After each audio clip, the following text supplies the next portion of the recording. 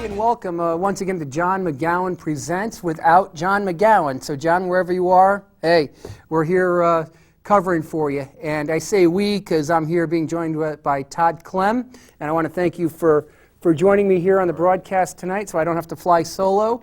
And everybody, if you're watching the show right now, before we get to our guest, please pick up your telephone, dial those 7 digits, especially if you have friends that have kids in the school system, and tell them to put Channel 23 on right now. The reason is because I have one of my favorite people in the whole world on the show, somebody I met back in 2007. I can't believe it's been like almost 2 years since I've known this great lady.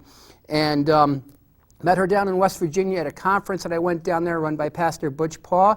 And that lady is Charlotte Iserbyt. Charlotte Iserbyt was the former senior policy advisor on education to President Ronald Reagan in his first term, and you want to hear what this lady has to say. It's very, very important. She wrote a little gem here called Back to Basics Reform, or OBE, Outcome-Based Education, the Skinner International Curriculum, and there's a little asterisk, necessary for the United States participation in a socialist one-world government scheduled for the early years of the 21st century. And we were talking with Charlotte right before we got on the air, and she said that everything that she wrote in this book, folks, has been implemented into our school systems. And Charlotte, I want to say thank you so much. Welcome to the program. Well, thank you, Kevin, and I'm glad to have Todd on with us tonight, who's very bright, and I've been bright for many years, I guess. He's homeschooled all of his children. And truly that is, if you can do it, that's the only way to go. And if you can't do it, you better be very careful about the private schools that you may be putting your children into. But basically, you must get them out of the public school system. And before we go any further, folks, excuse me, please call in tonight, 792-4101, if you have a question for Charlotte about education. That's what we're looking at. That's 792-4101. Since we have Charlotte on the line, we can't take your calls per se and put you on the air. But what we can do is we have somebody standing by the phone who's going to write down your question. We're going to get it out to Charlotte. So 792-4101. Make sure we get that number up on the screen, folks, as much as possible. Please call in with your question. We really do want to hear from you tonight. Now, Charlotte, let's start off with a bit of your background. I know you were at the local level, on local school boards, etc. How did you wind up being a senior policy advisor for a president? Well, I guess, it always is who you know. And I had a good friend who was in White House personnel for President Reagan. And I had been a strong supporter of President Reagan in the late 70s, and I was a little bit well known in the conservative movement in Washington. I used to go to all their conferences and everything. So this friend of mine who was in personnel when Reagan won, and he promised in his campaign to abolish the U.S. Department of Ed. She knew, because she'd visited me and all, that I was very involved in education in Maine, that I had been on a local school board, and I started an organization called Guardians of Education for Maine, and I was a real activist. So she thought, well, let's pull Charlotte down. Well, I wasn't the only person that got pulled in there. So she'd be a very good one to help us get rid of the department and to close it down. And the only reason that I was placed in that very, very important position, which ordinarily would go to the former president of Harvard or Stanford or Columbia or something, was that they weren't going to be filling those jobs because it was meant to be shut down. Right. But they had to plop people into the particular spots. Because that's the way the system was set up, right?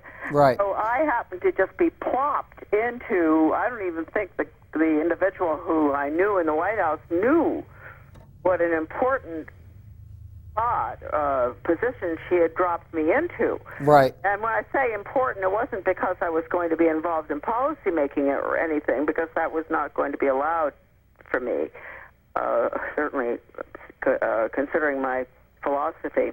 But the importance of it was that I had access to all the old documents, grants, contracts, papers, position papers, international conference minutes, etc., from way back, going back 20 years or so. So I would go back to the 60s, right?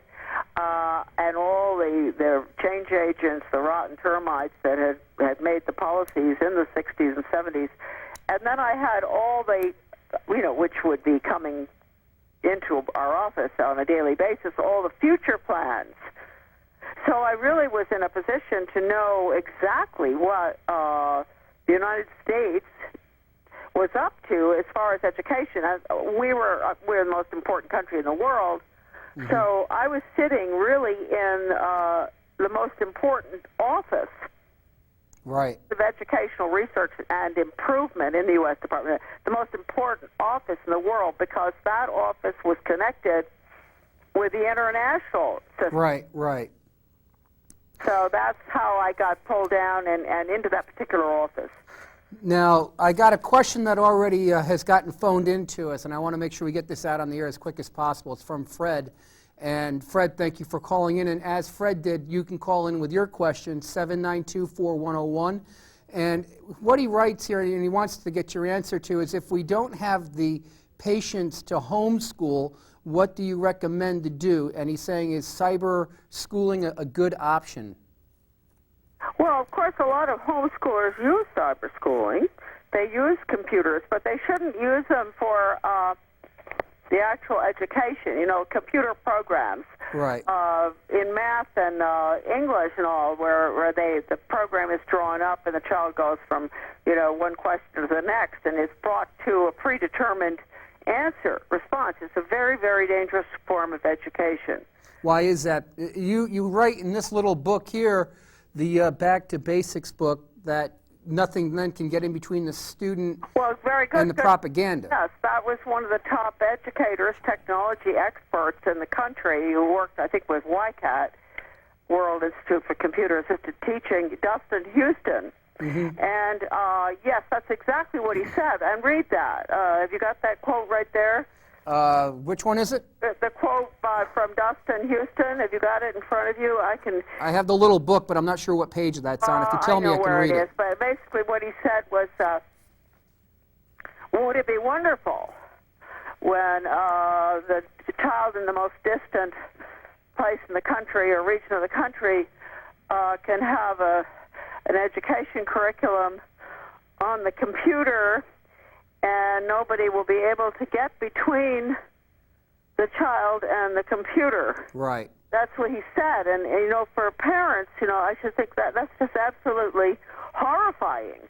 Won't it be wonderful, folks? So, you see, the parents won't be able to see, and they can't see right now what's on that computer. Yeah. I think I probably memorized that thing pretty well. It's just right here.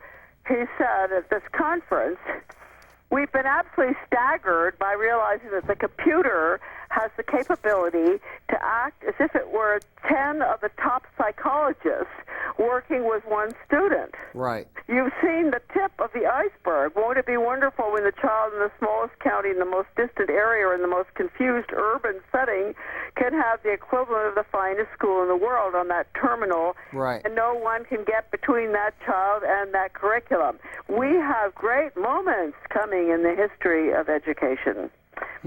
So that's a very important quote. Right. Sure, I'd like to make a comment here if I can.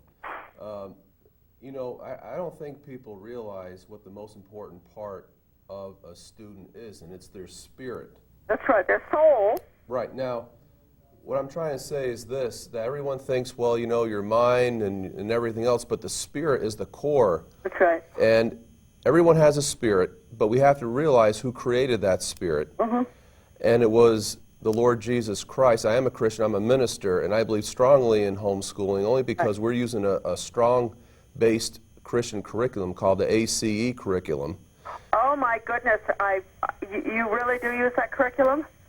Yes, we do ACE curriculum, and we've been using that, and I'll tell you what, my oldest is doing, he's taken now Spanish by computer, but he's using the Rosetta Stone, but he's doing excellent in everything.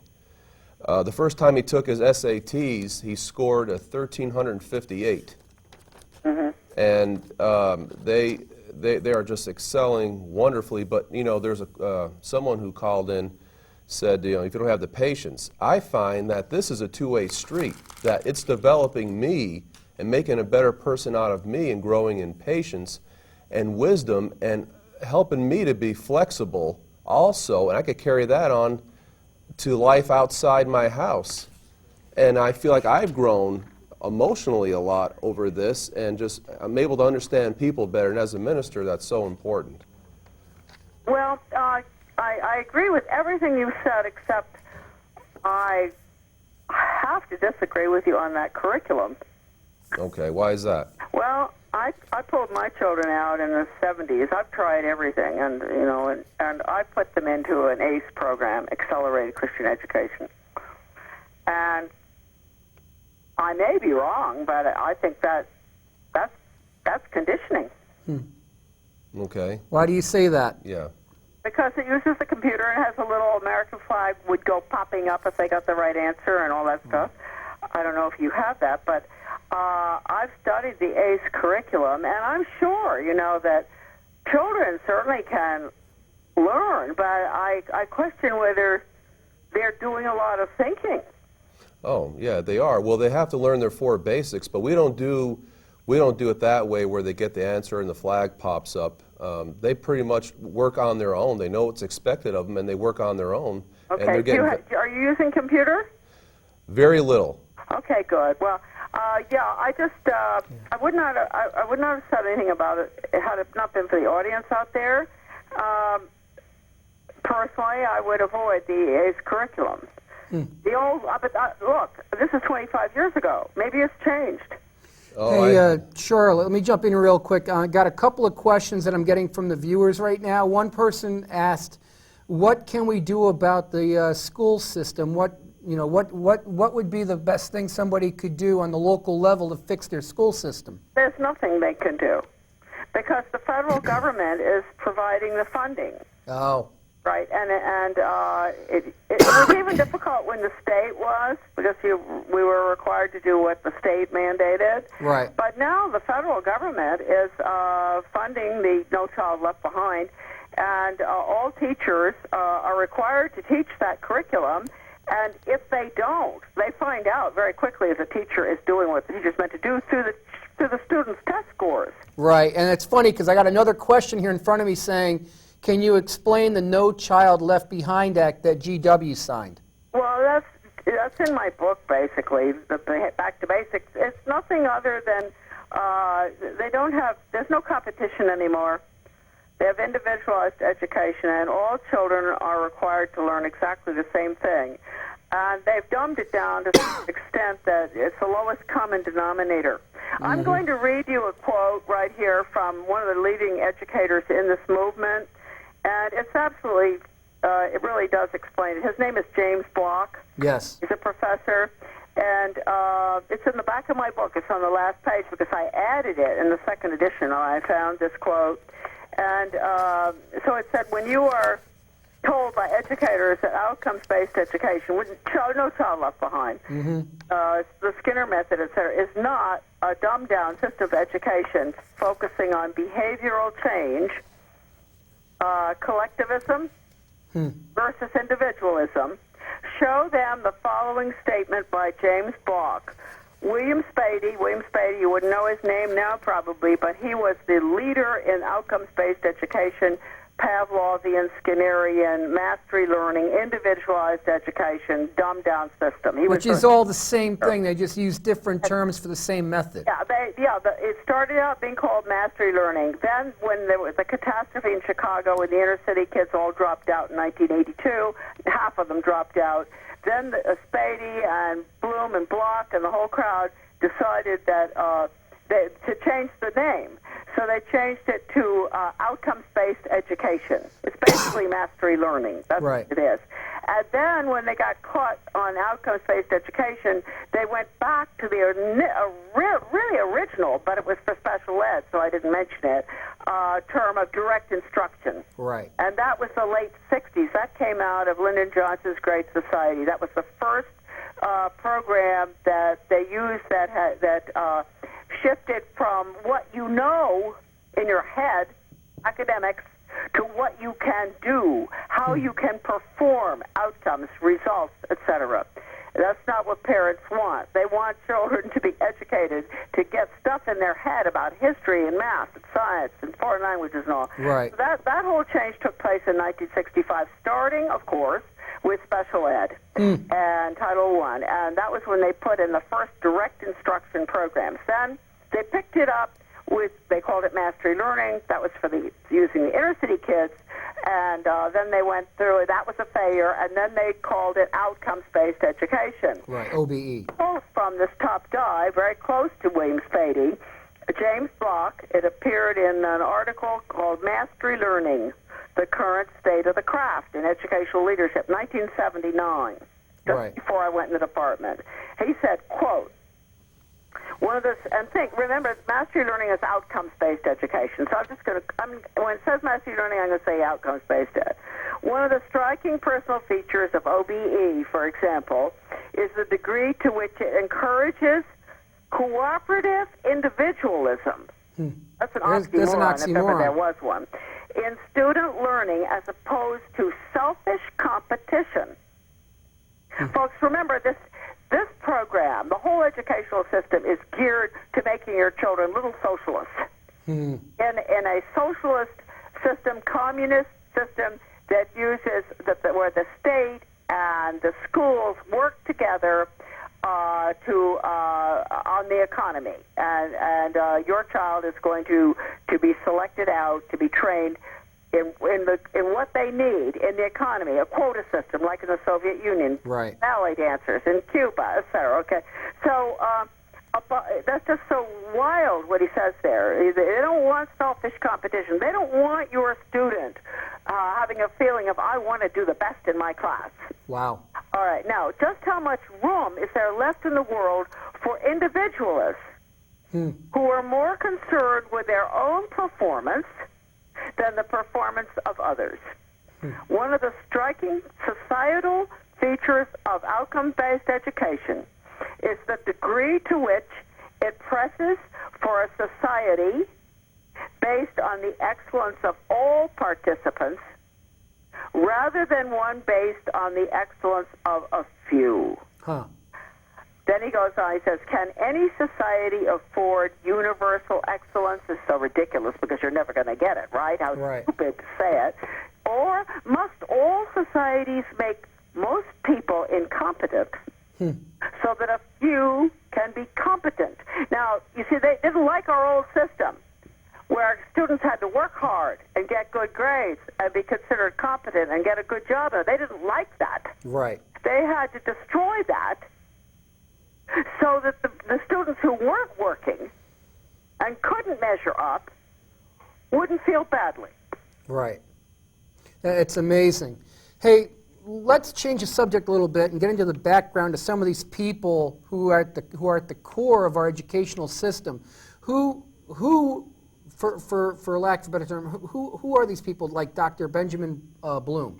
Well, he's very important because he was involved in the Elementary and Secondary Education Act, and he's a behavioral psychologist. He died in 1999. Okay. And he is the author of the Taxonomy of Educational Objectives, which is enormous. They have it in the cognitive, which is what you know and all in your head, and affective, with an A, attitudes, values, and beliefs domain, 2 books. And all teachers have to go through that in order to be certified.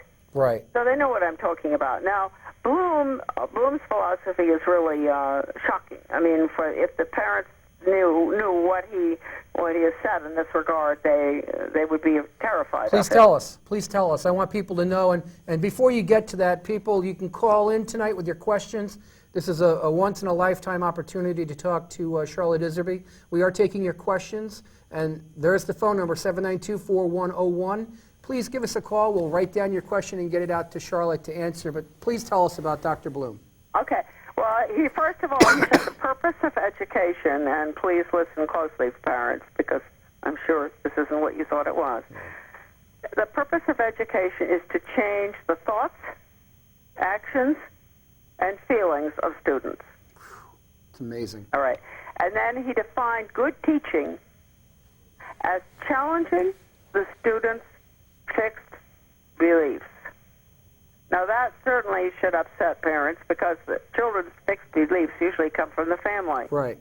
So, and then he went on in the taxonomy to say that he could take a student from one position, whether it's on the Iraq War or whether it's on abortion or whether it's on religion or whatever.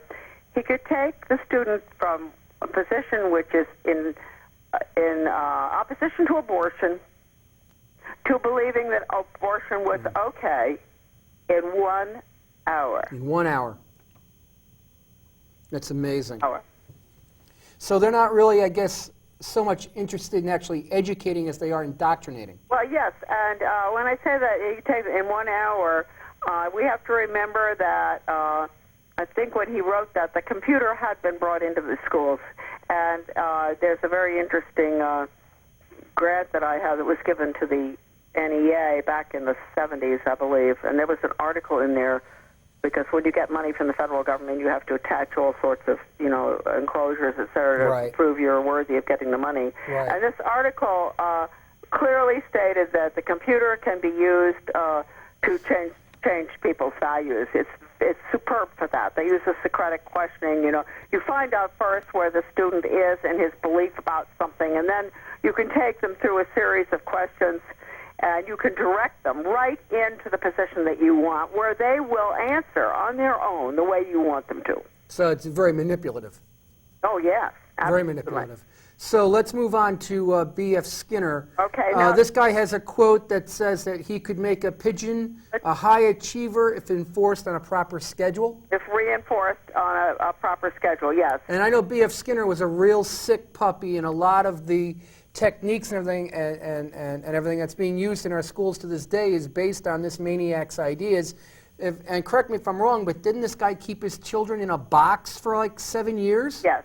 You want to elaborate on that? Because people need to understand what kind of sick puppy this man was. Well, yes, he was very, to think that we took him seriously for such a long period of time, and he wrote many books, and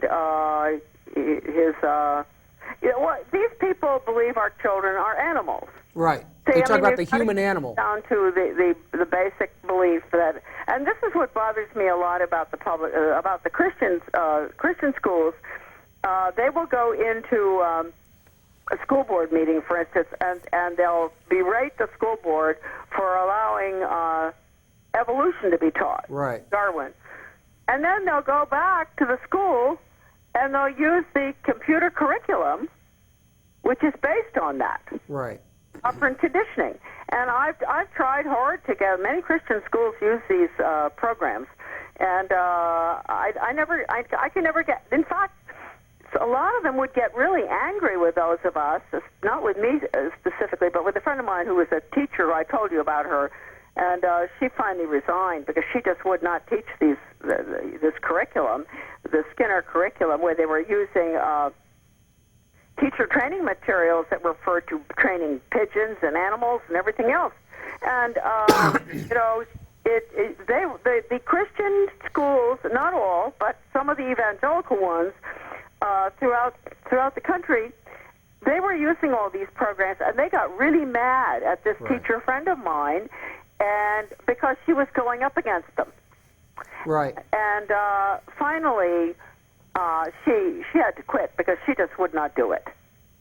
She just would not participate in this kind of education. And actually, good for her. She was with the Arizona Federation of Teachers. You read that in my book, probably.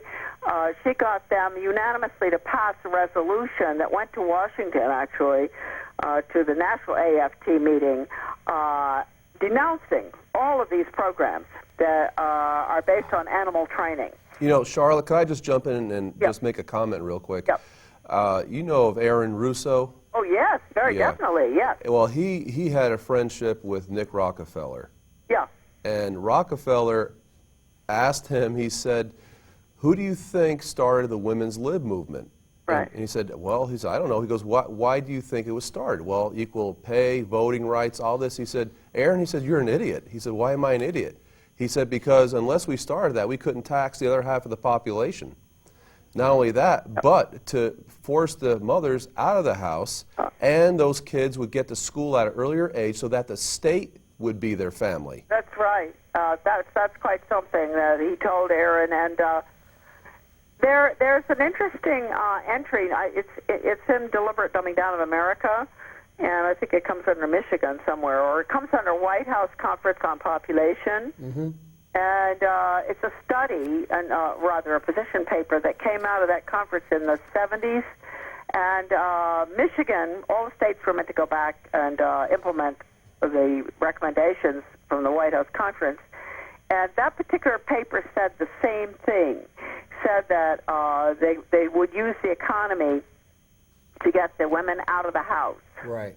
And it would, population would help bring down the population, and it was really shocking because they admitted that they could use the Federal Reserve to, create depression, inflation risk. We all know that, don't we? But they blatantly said that there are all sorts of ways to affect the population. Well, Charlotte, also Joseph Stalin said that to force the women out of the house, and then the state would get the kids, train them, brainwash them. That's right. All that. That's But you know what? I ask. mean, just don't put your children in the public schools. And certainly if you have to do it, make sure that you don't do it until around 4th or 5th grade.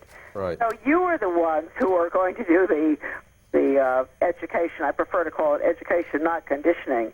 I prefer to call it that. It's up to the parents to instill the values in the children, and of course that's what they want.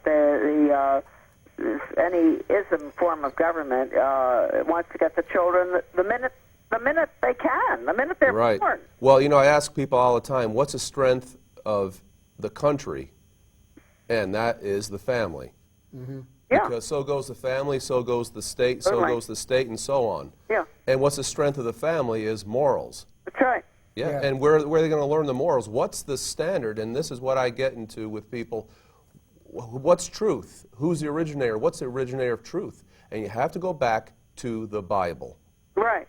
And because really, God created the Spirit. He knows what will take man to live morally, uprightly, and make wise choices, and to walk worthy of the reason that he was put here and created, so that not only he could worship God, but live accordingly to his moral principles and enjoy life. Yeah, but you see, the schools don't believe that. Of The course schools not. are atheists. Mm-hmm. They don't believe in that. I mean, I went through all of that when I was on the local school board. I mean, I'd make naive comments like what you just made, to the school board. Mm-hmm. And I remember saying once we were with the philosophy committee, we were trying to put together philosophy for the local school. This is when I was really naive. I just come back into the country.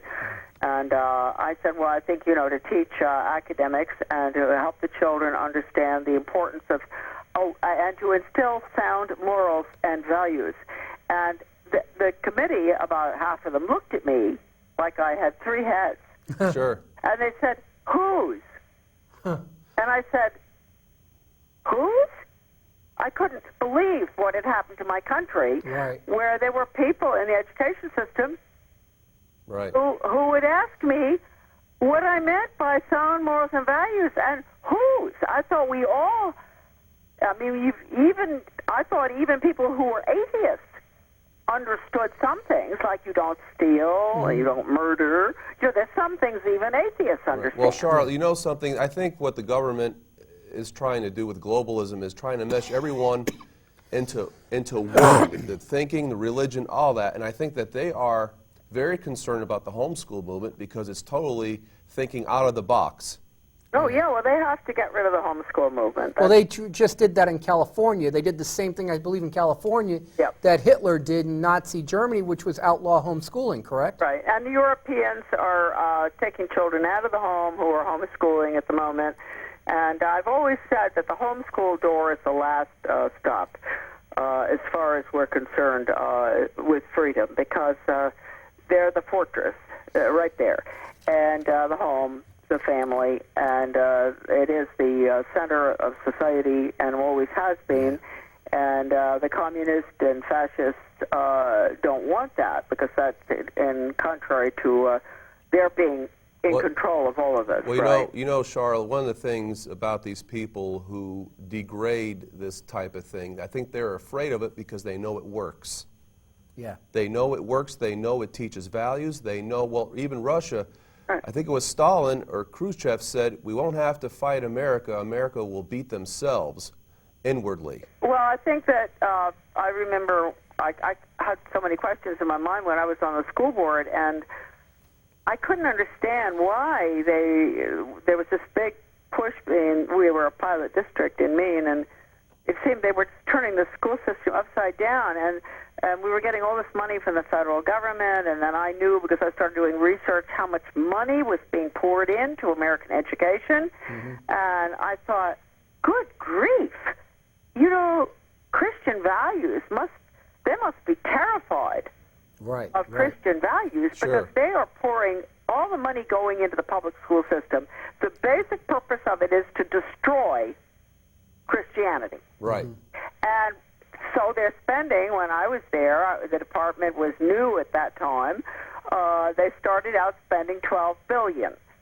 And now I think they're spending $70 billion, and I think Obama wants to double it in the stimulus package. But what I want people to know is, of course, not every single penny of that. If you buy furniture or do a building or something, it's not going to have anything to do with the values, although it makes it possible for them to sit there and be brainwashed. But the purpose of America, Bloom said it.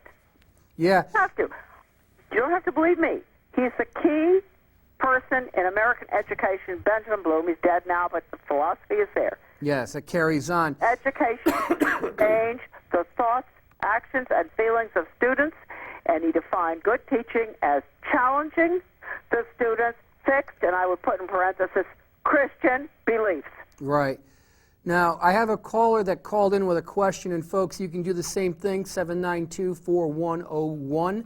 That's 792-4101, and you can get a question on a piece of paper like this to ask Charlotte Iserbyt a question. She was the former senior policy advisor in education to Ronald Reagan in his first term, and Charlotte's a great lady. She has a couple of books out. You have one that's about the size of a phone book, The Deliberate Dumbing Down of America, and it's a fantastic book. It's huge. It's like that thick. It's a multitude of pages. But Sandra in Danbury has a couple of questions, and she wants to know your reaction to the Peaceable Schools program and the effect of political correctness on the school system. Well, I don't believe in political correctness, because that's not our form of government. We're meant to be a free country. We're meant to be allowed to have our own viewpoints and express them, etc. Right. And what do you call it? The peaceable schools? That's ridiculous. You mean no more bullying and all? Well, I don't like bullying, and nobody likes bullying, and I don't like it when I think it's horrible when, like Columbine, was absolute catastrophe, disaster, tragic. But I think that the schools themselves have a lot to answer for in this regard, and parents who allow their children to constantly be playing those games, the video games, and much too much contact with computers and video games, etc. So, peaceful schools. So we've got to have the police in the schools, which that's all part of the community-oriented policing system. The absolutely big failure, the drug abuse and alcohol resistance education. The Department of Justice did a study on it, and it proved it didn't work. Right. So all the parents out there who are involved in the DARE program think twice, because it's an absolutely rotten program. The main purpose of that program was to get the police into your schools, not so that they can protect your children.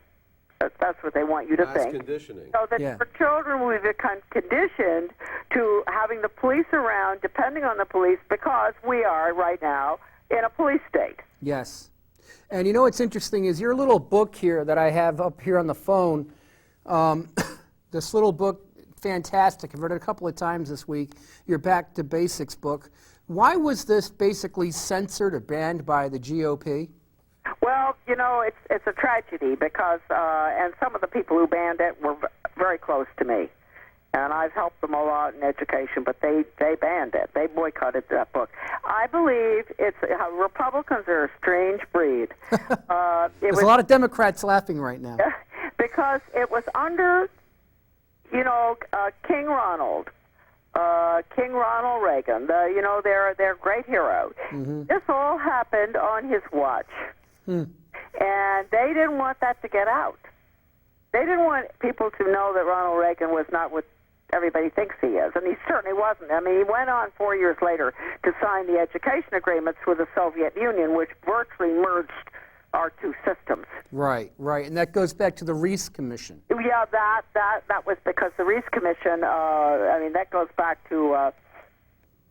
Norman Dodd to Norman Dodd. I've shown that on my program. It flipped out a lot of my crew when they watched it. Your audience should know this, because I think if they're having a hard time understanding where I'm going with this conversation, they've got to know that after this investigation in 1953 of the tax-exempt foundations and their activities, which were considered by the Congress at that time to be subversive, right. This would be Ford, Rockefeller, Carnegie, etc., that investigation was shut down. Right. Foundations managed to shut it down, and Eisenhower. But during the investigation, the principal investigative research director, Norman Dodd, who I knew personally, you did. He was invited to New York City for a meeting with the president of the Ford Foundation, Rowan Gaither, and Mr. Gaither. He just said to Mr. Dodd, we don't quite understand why this investigation, but he answered I'm going to read this quote. He said to him, Mr. Dodd, well, first of all, here it is. At the meeting, Gaither said, Mr. Dodd, we invited you to come here because we thought that perhaps off the record you would be kind enough to tell us why the Congress is interested in the operations of foundations such as ours. And Gaither answered his own theoretical question with a startling admission, and this is direct quote. Wow. Mr. Dodd, all of us here at the policy-making level of the Ford Foundation have at one time or another served in the OSS, Office of Strategic Services. That was the predecessor to the CIA. Or the European Economic Administration, right. Operating under directives from the White House. Don't forget, this is 1953. Right. We operate under those same directives. The substance of the directives under which we operate is that we shall use our grant-making power to so alter life in the United States that we can be comfortably merged with the Soviet Union. Wow. Yeah, now, what happened... Can you repeat that last part again? Because I'm sure there's a lot of people at home that have to get up off the floor and put themselves back in their seats. Okay.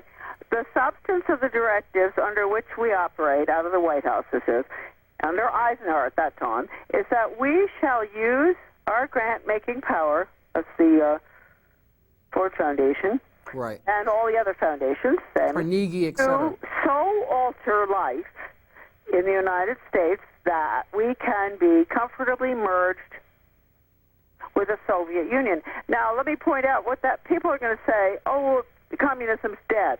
No, it's not. It's not dead. First of all, you have to understand that it's the United Nations that's running everything. I mean, the European Union, the North American Union, NAFTA, GATT, whatever, population control, everything comes under the UN. Right. And the UN was formed by a majority of communists. Mm-hmm. So when he talks about merger with the Soviet Union, he's talking about exactly what's going on now. It's communism. Yeah, and it's implementing the communist system. Yes. And I believe Soviet basically means rule by committee. By unelected council. Right, by unelected council, by committee. Yep. And merging that system into our American way of life so that it is no longer the American way of life. That's right. Through the regionalism, because the regionalism, you have it in Connecticut, we have it here, breaking right. down boundaries between town, county, state, and federal. And when you do that, you lose your representative form of government. Right. And you end up with elected councils, and the power, the accountability to you as a taxpayer is moved miles and miles and miles away, and you lose your local representation. Right. And this is the communist system.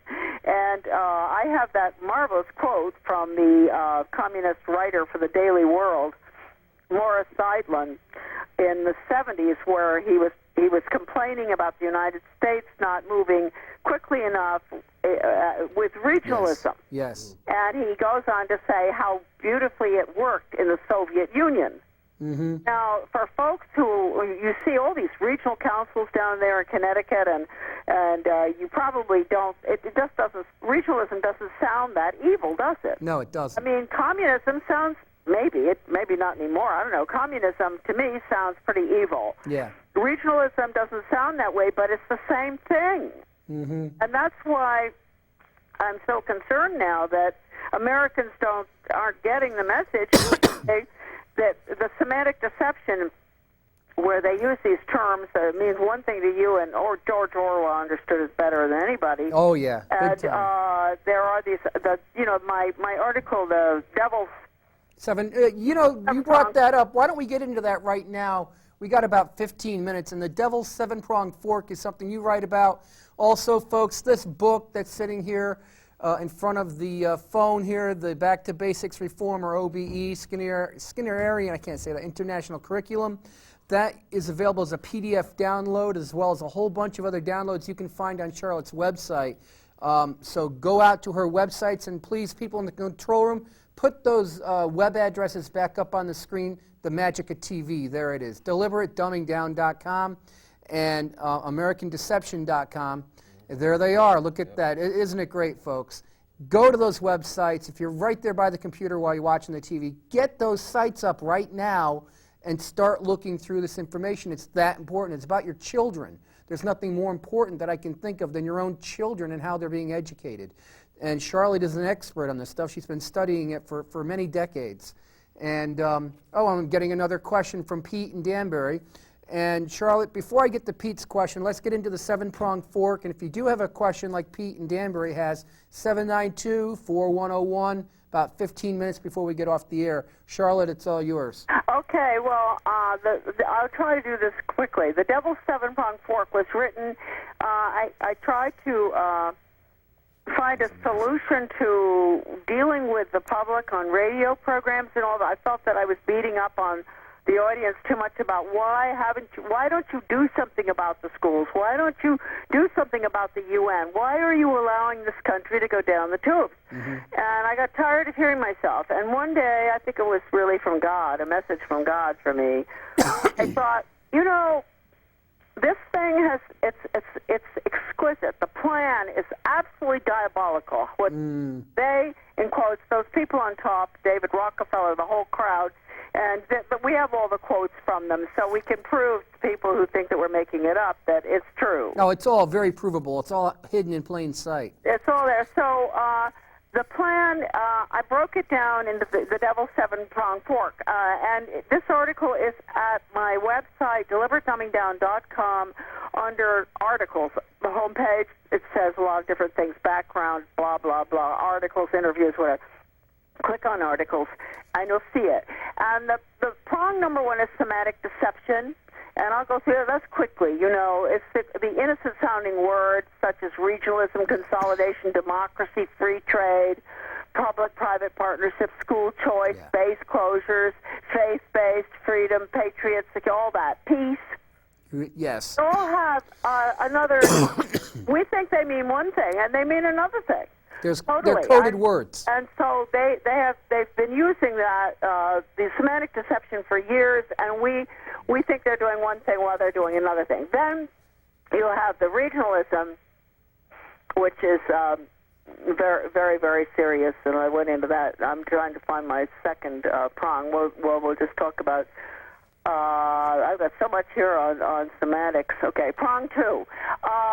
Hegel's dialectic in moving persons toward predetermined goals and objectives. And what they do, I always use this because a lot of people didn't understand who Hegel was, or dialectic didn't make sense to them. So I pointed out that once when I was, years ago, when I was first married, I was doing the laundry, and I put my husband's white shirt in. I put my red sweater in with my husband's white shirts. And so his white shirts all end up in his underwear, everything pink, and my sweater tiny. And my husband was upset, naturally, and I thought to myself, this is a perfect example of a Hegelian dialectic. Yes. If I had wanted never to do laundry again, which is what happened. My husband told me never to touch the laundry again. If I hadn't wanted to do it, that's exactly what I would have done. I would have created the problem. Right. My husband would scream.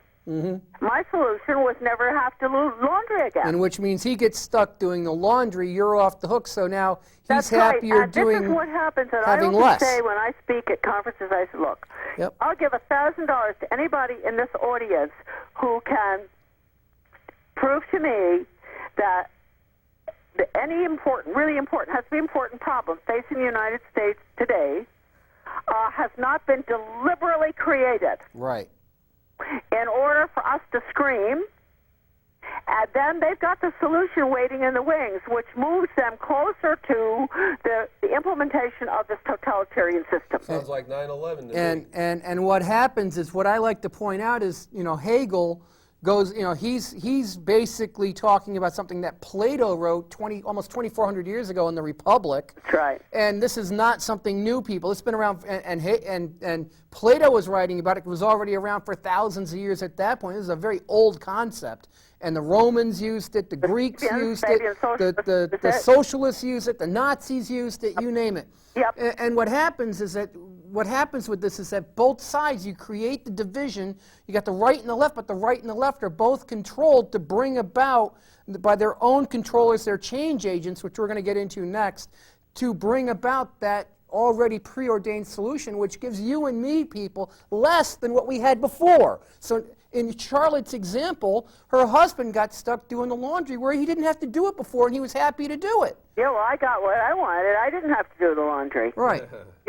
But and I didn't do it on purpose, but people understand it when I put it in those words. Right. Now, the third prong is gradualism, and I think most of you understand that. Incrementalism. That's the frog in the cold water. Yes. Yeah. 100 years ago, you put the frog in the cold water, and you keep, heating up the water until it's boiling right now.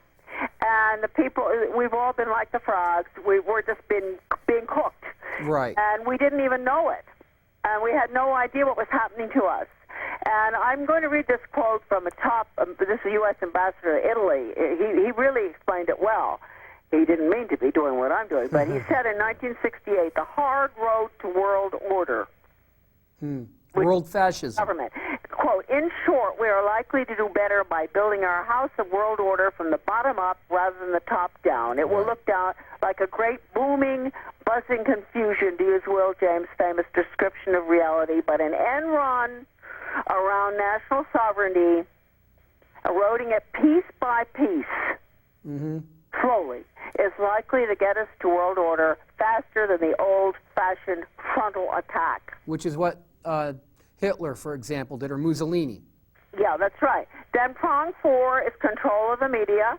Total, and then I have Rockefeller's quote in Baden-Baden in 1991. Right. And he thanked the major media for keeping secret the elitist plan for world control. Right. And he said, quote, it would have been impossible for us to develop our plan for the world if we had been subjected to the lights of publicity during those years. But the world is now more sophisticated and prepared to march towards a world government. And then prong 5, endless money supply due to the Federal Reserve, right? Right. The fiat money system. The dumbing down of America could never have happened without the Federal Reserve. And don't forget, folks, the education system, every single penny of it is going into conditioning and dumbing your child down. It has absolutely nothing to do with academics. Right. Prong 6 relates to control of the agenda of both parties, Republican and Democrat. Right. Allowing only those individuals with an international socialist philosophy to be nominated, and once elected, ensuring they vote the one-party internationalist line. That's why last time, that's why we can never get a third party going. Right. Now, prong 7 is UN control of education lifelong under the umbrella of the school district. And don't forget, that's community re-education. Right. And that's Obama talking about service, which is mandatory service, which is totally unconstitutional. Yes, it is. It's a form of slavery. That's right. And so that's that article. It's an important article because it it helped me understand why you get that glazed expression Yes. from the American people, because they have been victimized over a period of at least 100 years. Exactly. And the education system, of course, has contributed probably 60% to all of the other the aspects of it. The education system, which is total brainwashing, constantly, poor teachers constantly going through in-service training because brainwashing doesn't stick for very long. You have to keep doing it. It's Yes. wonderful how God created us. Right. We are really quite flexible, and we can come out of it. But then they have to go back. That's why they have to just keep pouring money into these rotten programs, all of which I had access to when I was in the U.S. Department of Ed. All and these you saw it brainwashing programs. firsthand. You saw it firsthand going down. But one thing I want to get out on the air before we go bye-bye, and I do have Pete's question still, but I want to get this out. You talk extensively about a change agent. Now, number one, very briefly, what is a change agent? And number two, and I know that they work heavily with local school boards at the local level, state level, federal, but I know that they work heavily at the local level. How can people spot them? How can they know, oh, this person is a change agent, and expose them? Because the exposure is what can shut them down because they operate with that relative secrecy, that usually cloak. it would be someone coming into the community, whether it even could be a parent on a school board. It doesn't have to be a superintendent of schools, but it usually would be, or a principal, or a counselor, or some teacher coming in. Say you live in Danbury, a teacher coming in from somewhere, Hartford, right? Yes. To put in a new program. And it's a program that you probably don't want in Danbury. You don't need it. You want, leave us alone, huh? And that person would come in and be very friendly and get to know everybody, and the superintendent would introduce him to the school board, and then they'd have a vote, of the school board, and then, you see, he's a change agent. So he's going to put a program in that the community doesn't want. That's basically what a change agent does, without them even knowing they've been had. Now, I took the training.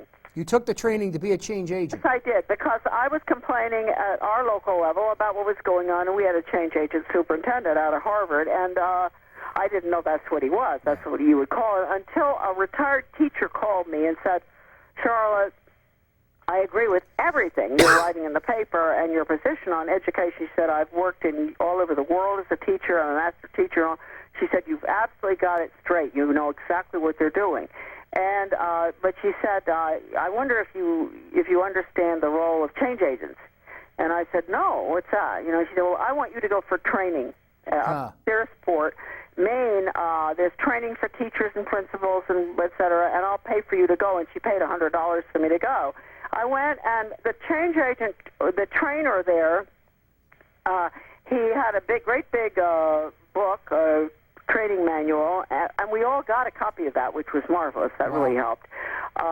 Which was, the title of it was Innovations in Education, a Change Agent's Guide. A very thick book, and it had true stories from individual teachers and principals and all of how they got controversial programs like sex ed, drug ed, death ed, whatever, into the schools in communities that didn't want them.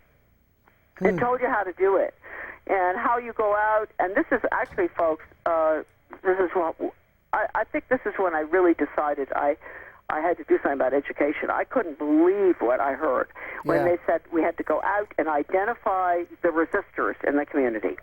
Of course, I was a resistor. Yeah, that was you. They were talking about you. So I was being trained in how to identify myself. Right. And then we were taught to go out to the Rotary, the Garden Club, Chamber of Commerce, go to all these good, well-meaning people that join all these groups in our because towns. groups, Charlotte, as you well know, can be controlled. A shepherd only needs 3 dogs to control 500 head of cattle. Oh, that's right. And so go out to them and convince them of the importance of having a sex ed program, although you don't have any problem with kids being promiscuous or whatever.